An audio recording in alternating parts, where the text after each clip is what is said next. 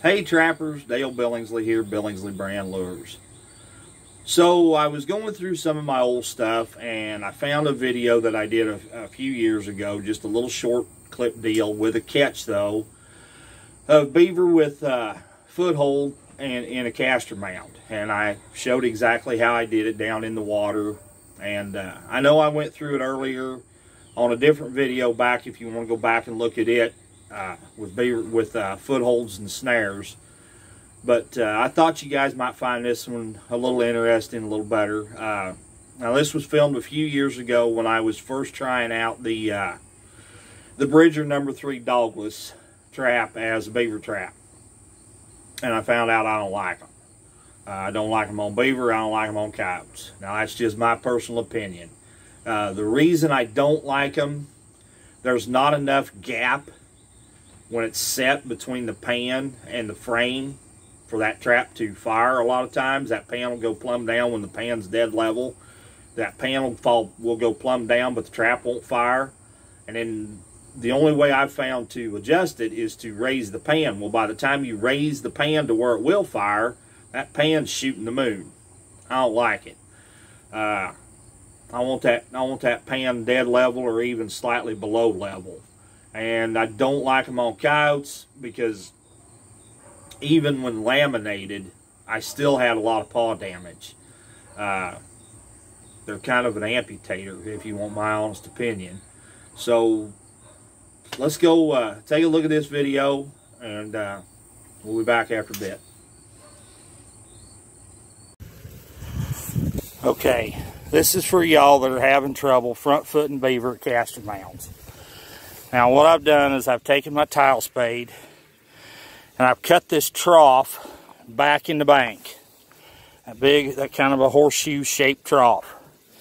Plenty wide enough, it's about 12, 14 inches wide in order to get my beaver up in there. Castor mound's right there. The secret to this deal is you have to have something for the beaver to breast up against in order to make him put his front feet down. That's an automatic reaction. Whatever he touches with his chest, he automatically throws his front feet down. In this case, what I've done is I've left this berm of dirt out here in front. Now you can put poke sticks out here if you'd like. I personally don't like it. I'd like this solid berm of dirt because it's solid. And I've dug a bed down right here. It's approximately 4 or 5 inches deep. That's what I want over my pan of my trap for water depth. I want him to come up and step in that hole. It's no different than you and I going out across our yard and stepping in a hole. We've automatically got more weight going down on that foot than we do the other.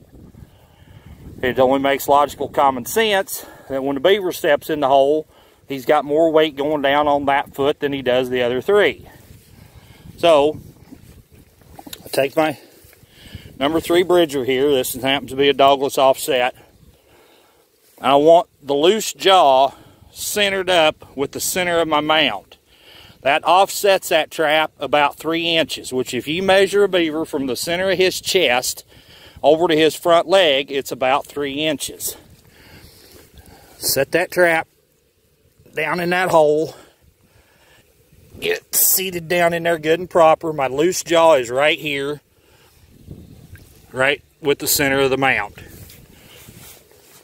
I'm back. Oh, I'm probably 8, 9 inches back from the castor mound to the center of the pan. I've been as close as 4 and 5 inches. I don't like to be. I'd rather be back somewhere around that 7, 8, 9, 10 inches if I can. Trap's not on a drowner. It's just 1/8 inch cable looped through the swivel there, laid off to the side. Kind of throw it out of the way. That's it. He's on 10 feet of cable. He'll be here caught by the front foot, swimming around. You can see I'm not in a non-tangle situation, but I'll promise you that beaver will be here. He'll be right here. He won't twist off. He won't ring off. He'll be right here. I lose 1 out of every 100 that I catch to ring off. Well, you're going to lose that many too going down slide wire. I don't care what anybody says. So, anyway, that's how it is, guys. Pretty fast, pretty simple, pretty easy. It's beaver trapping's work enough. Don't make more work out of it than it has to be.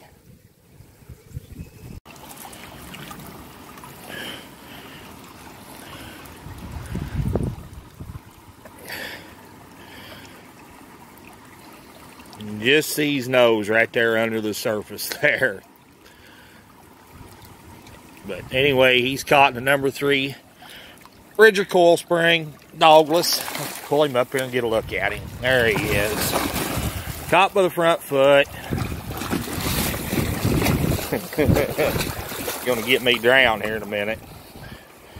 There he is. Alright guys, I know that was kind of a quick little deal, but you kind of get a better idea of what I'm doing and how I do it. And then there was also a catch in the video too that you can see that, you know, it's not necessary to absolutely have to drown that beaver. You can hold them alive just fine. Now, I understand there's some states and some provinces up in Canada where you have to drown them that way. It's just, there's no other way to do it because that's the law. So anyway, appreciate y'all taking time to watch that video. If you would, leave me a comment down below and let me know if there's something you guys want to see too. Now, when I'm on that subject, guys, I'm not trying to be a dick here, but there's some things that I just can't put out on a social platform. There's some things that I need to hold back for myself because of the competition that's in my area. There's some things that, you know, they just don't need to know. Now, by saying that, I do want to let you know that I do offer personal instructions. And I'm probably one of the cheapest ones around as far as giving personal instructions. I give them in the off season, as well as I have a few open dates on the line. And this year I'm going to try, I'm working my best. I can't get the guy to answer my calls right at the moment. I hope nothing's wrong and I hope he's not sick. But I'm trying to get down into Central Arkansas again this year. So if I happen to be down in that area and you're in the South and you want to take personal instructions, you know, if you look me up on Facebook, send me a friend request or a request to join the Billingsley brand page or the group, you know, then you can, sure enough, go ahead, send me a private message. If you'd like to call, I'm not scared. I'll put my phone number right out here to you. It's 319-217-0655. So if you want to call and book a date with me or ask about pricing or something of that sort, please feel free. Again, guys, I appreciate all the support that I've had on this channel, and I appreciate y'all watching. Once again, this is Dale Billingsley with another one, signing out.